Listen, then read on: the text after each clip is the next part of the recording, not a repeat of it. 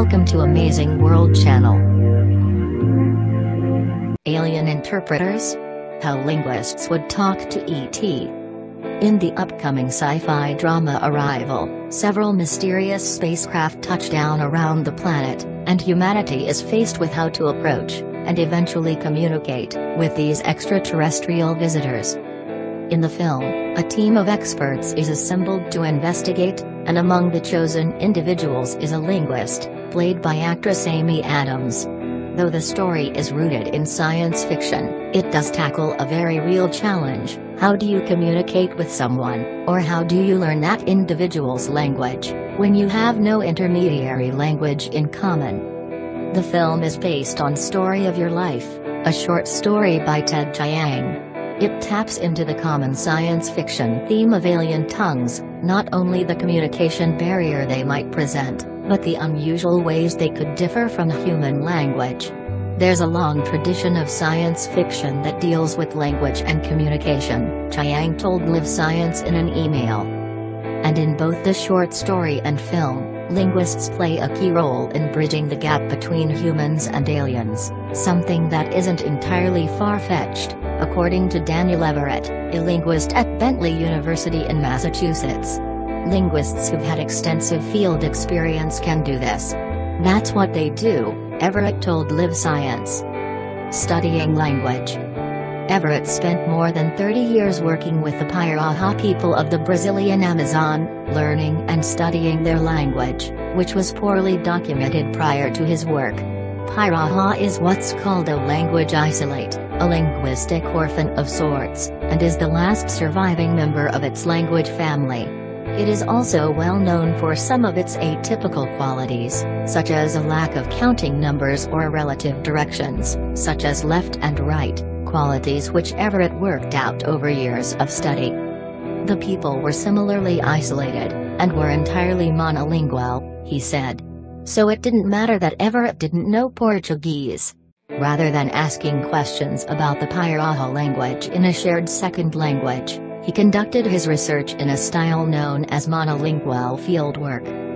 Pointing to a nearby object, like a stick, and asking, even in English, what it's called is typically interpreted as a cue to name it, Everett said. From the names of things, a linguist can then work their way towards actions, and how to express relationships between objects, Everett said. All the while, linguists typically transcribe the statements, paying attention to the sounds, the grammar and the way meanings are combined, building a working theory of the language, he said. Prompting respondents for nearly identical statements helps to illuminate specific meanings, Everett said. For example, given the words for stick and rock, a person could enact drop the rock and drop the stick, and see what parts of the sentence change. With practice, linguists can discern the basic features of an unknown language after an hour or two of interaction with a speaker, according to Everett. But situations that demand monolingual fieldwork, without the aid of a common tongue, aren't as common as they were, say, 100 years ago, he said. The practice is now viewed as a novelty feat by many linguists, and Everett has demonstrated the process for audiences, meeting the speaker of a mystery language for the first time on stage. Talking to E.T. The process is also recognizable in Chiang's original story, in which the linguist protagonist's procedure is based on the work of Kenneth Pike, Everett's former teacher, Chiang said.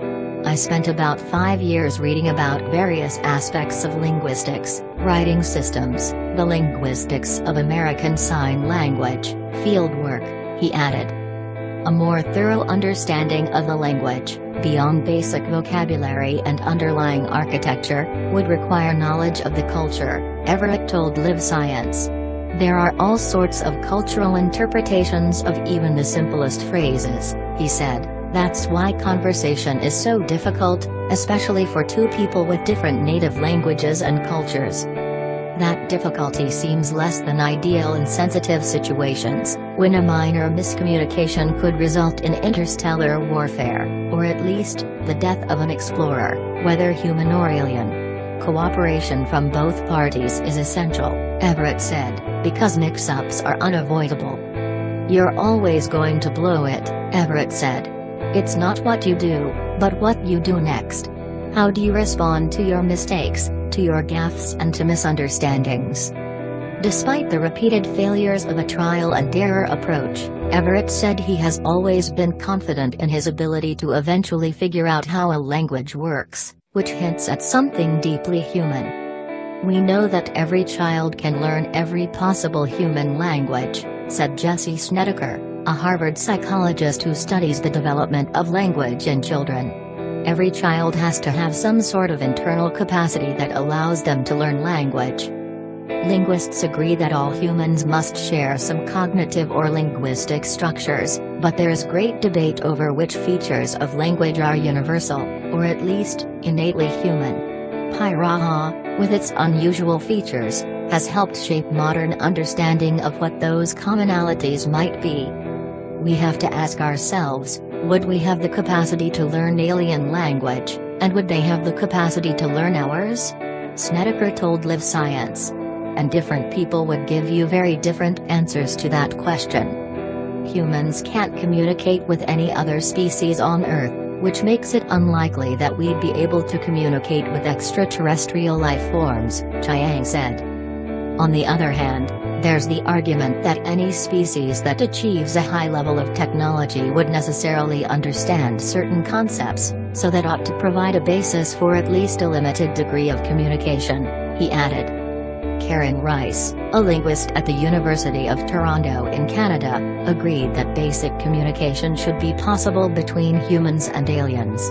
"The only way that I could imagine this not happening is if the things that we think are common to languages, situating in time and space, talking about participants, etc., are so radically different that the human language provides no starting point for it," Rice told Live Science in an email.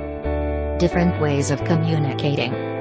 Although there are evolutionary roots to the structure of human language, Snedeker said, it's possible that there's only one way for languages to work. In that case, aliens may have evolved to solve the problem of language in the same way that humans did, making interplanetary communication possible. Everett agreed.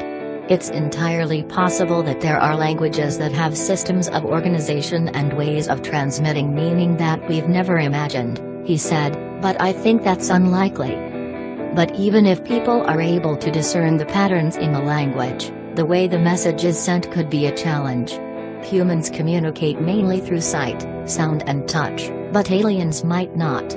It's hard to imagine a language working on taste, but who knows? Everett said. If extraterrestrials have starkly different perceptual or expressive systems than those of humans, technology could help bridge the gap between human perception and alien output, linguists said. For example, if aliens spoke at frequencies that people can't hear, humans could instead interpret digital recordings as visual waveforms.